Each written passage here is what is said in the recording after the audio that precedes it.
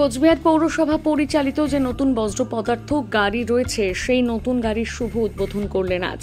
প্রসঙ্গত, কোচবিহার পৌরসভার সাধারণ মানুষকে পরিষেবা প্রদান করতে জরুরি কাজের জন্য যেসব বজ্র পদার্থ গাড়ি ও জেসিবি কিনেছে সেই গাড়িগুলো বৃহস্পতিবার দুপুর 12টা নাগাদ কোচবিহারের প্রাণীর ঠাকুর মদন মোহন মন্দিরে পুজো দিয়ে তার শুভ উদ্বোধন করলেন। এদিন তিনি মদন মোহন মন্দিরে উপস্থিত থেকে সেই গাড়িগুলো পুজো দিলেন।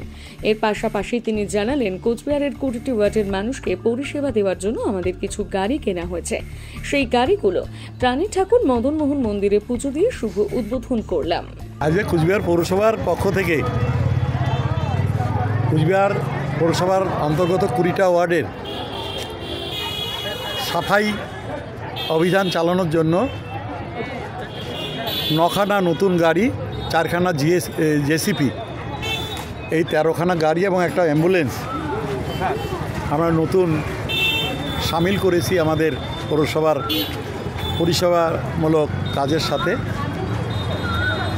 যেহেতু আমাদের ড্রাইভার থাকে, স্টাফ থাকে গাড়িতে, তাই ঠাকুর মদন মোহনের কাছে আমরা পুজো দিয়ে ঠাকুর মদন মোহনের আশীর্বাদ নিয়ে কুচবিহারবাসীর সবার মঙ্গল কামনা করে, ড্রাইভার হ্যান্ডিম্যান যারা কাজ করবে তাদের শুভ মঙ্গল কামনা করে ঠাকুর মদন মোহনের কাছে আমরা পুজো দিলাম।